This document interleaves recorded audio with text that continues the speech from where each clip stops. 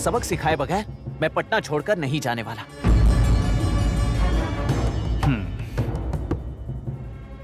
हमारी दूसरी शर्त सुन लो, और इसको तो किसी भी हाल में तुमको मानना पड़ेगा। क्या?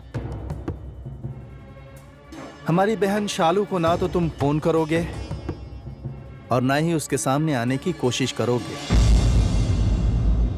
मंजूर है। मैंने पहले भी उससे ऐसा कुछ नहीं कहा था जिससे उसकी भावनाओं को ठेस पहुंचे। मालूम है, लेकिन आज के बाद अगर तुम लोगों को उससे किसी भी तरह की शिकायत होती है तो उससे संपर्क करने के बजाय तुम हमसे संपर्क करोगे। जी। और अगर तुम लोगों ने उसके साथ संपर्क करने की कोशिश की तो ये हमारे साथ छल होगा, और हमारे साथ छल करने वाले का क्या नतीजा होता है तुमने अपनी आंखों से देखा है।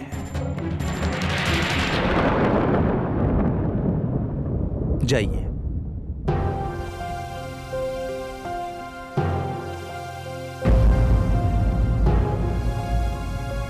गुड्डू भैया, टीका से जान बचाने के लिए थैंक्स। वेलकम।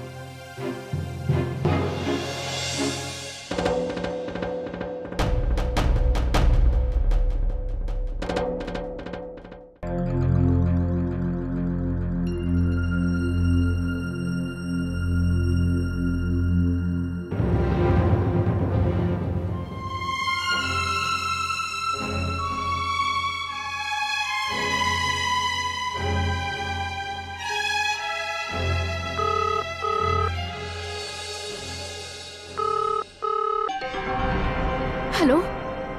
हेलो पूजा, अरे मैं सम्राट बोल रहा हूँ। आप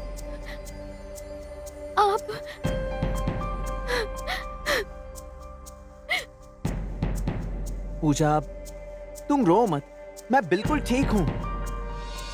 क्या हुआ? क्या हुआ? किसका फोन है?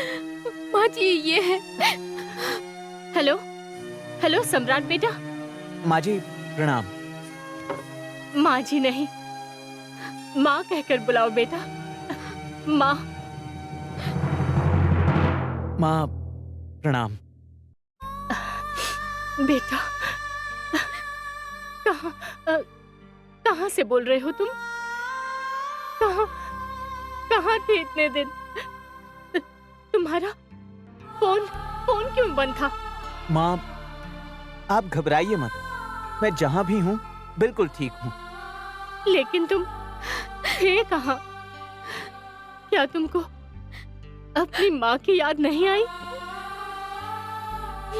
पूजा की भी याद नहीं आई?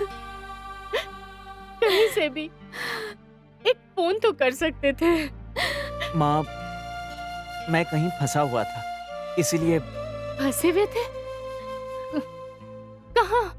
ये सारी बातें मैं आपको आकर बताऊंगा। अब आप रोइए मत और पूजा को भी चुप करा दीजिए, अब सब ठीक हो जाएगा। अच्छा, तुम फोन कट करके जल्दी से मेरे पास आ जाओ। अब मैं और बर्दाश्त नहीं कर सकती। माँ अब बस थोड़ी देर में मैं वहां पहुंच रहा हूँ। आओ बेटा, जल्दी आओ, जल्दी। पूजा, पूजा वो आ रहा है। मेरा बेटा आ रहा है।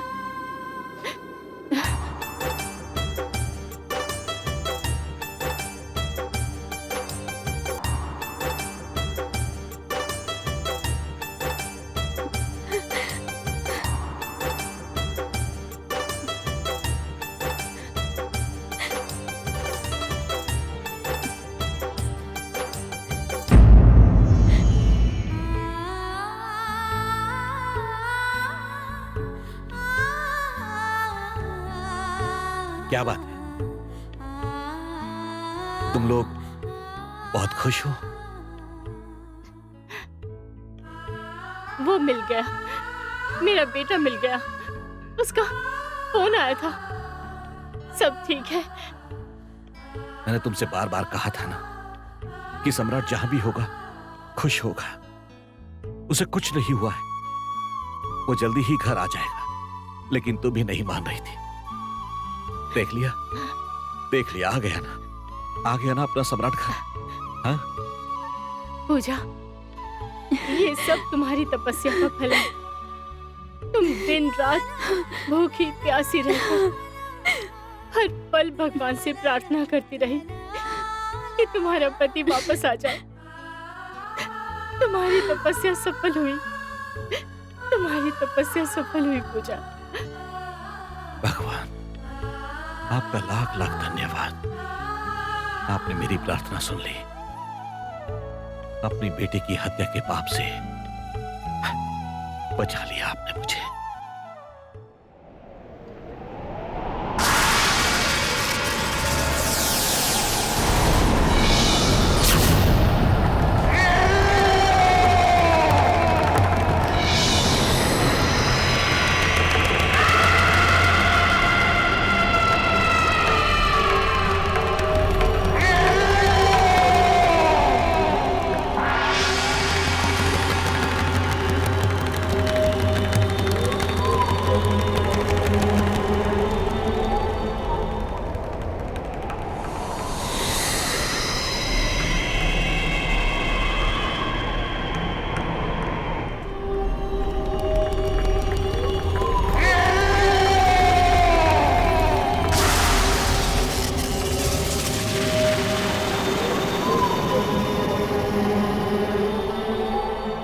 दीदी, क्या हुआ?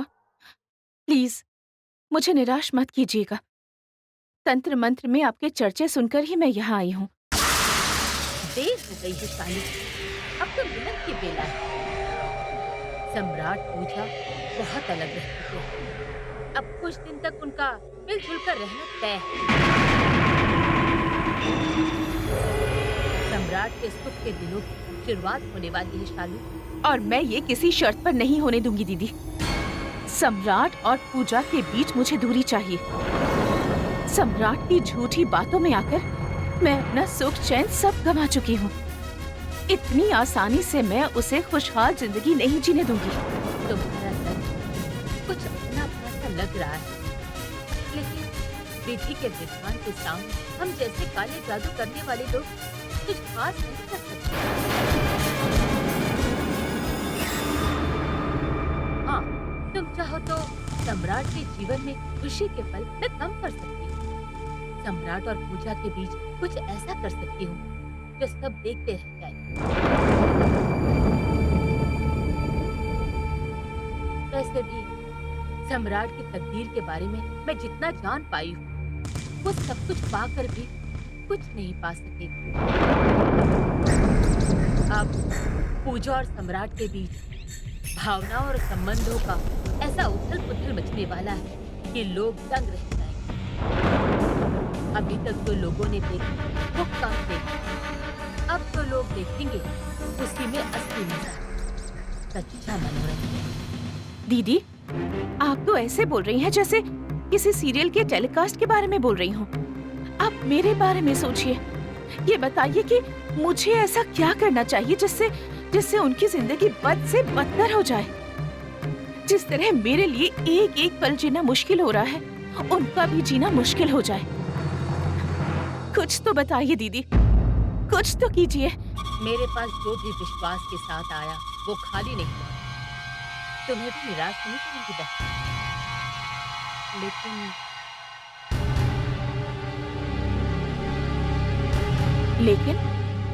लेकिन क्या दीदी? पूजा पाठ और तंत्र मंत्र में करीब 25,000 रुपए खर्च हो जाएंगे। 25,000? मैं दूंगी आपको 25,000। बस दीदी, मुझे निराश मत कीजिएगा। ठीक, तुम पैसों का इंतजार करो। मैं सम्राट और पूजा मुझे माफ कर दो, क्योंकि अब जो होगा उसे देखकर सब हैरत में पड़ जाएंगे। सब हैरत में पड़ जाएंगे। शालू,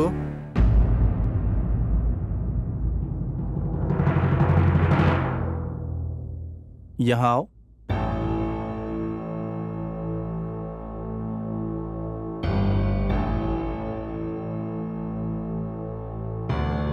अरे कहाँ चली गई थी तुम? हम लोग कितना परेशान थे तुम्हारे लिए। अच्छा सुनो, तुम्हारी भाभी और हमने प्लान बनाया है कि 10-15 दिनों के लिए साउथ इंडिया घूम कर आते हैं। तो अपना बैग पैक कर लो, आज शाम की ट्रेन है। नहीं भैया, मुझे कहीं नहीं जाना है। क्यों? आप और भाभी घूम आइए, मेरा मन यहीं बहल जाएगा। वैसे भी मैं किसी भी शर्त पर अपने मकसद को कमजोर नहीं होने देना चाहती। अरे कैसा मकसद? भाभी ने आपको सब कुछ बता ही दिया होगा, फिर भी अगर आप मेरे मुंह से सुनना चाहते हैं तो सुनिए। मैं सम्राट को उसके किए की सजा देने वाली हूँ। उससे बदला लेना ही मेरी जिंदगी का इकलौता मकसद है भैया। ये क्या बेवकूफी है शालू? किसी और की गलती की सजा खुद को देना? हाँ? उस 2 कौड़ी के लड़के के लिए तुम खुद को कष्ट दे रही हो। भूल जाओ उसको।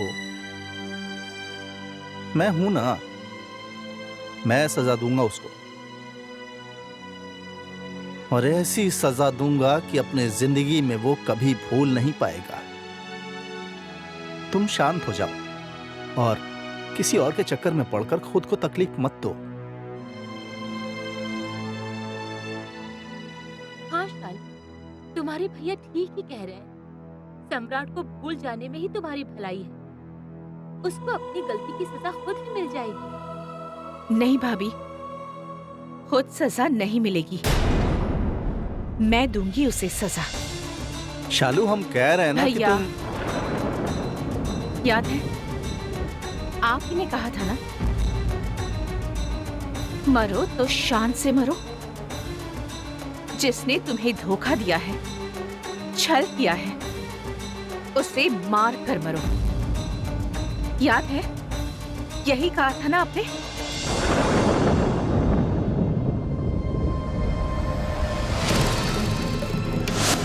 हम कहीं से भी उसको ढूंढ कर ना तुम्हारे सामने लाकर खड़ा करेंगे, और तुम उसके किए की सजा उसको दे देना। फिर चाहो ना तो गुड्डू भैया की बहन की तरह शान से मर जाना, ठीक है?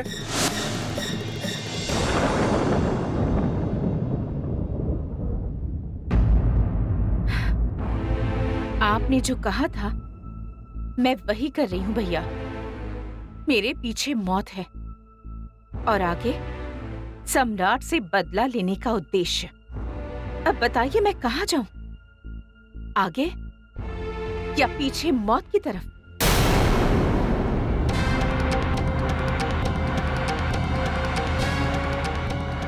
मुझे मेरा काम करने दीजिए।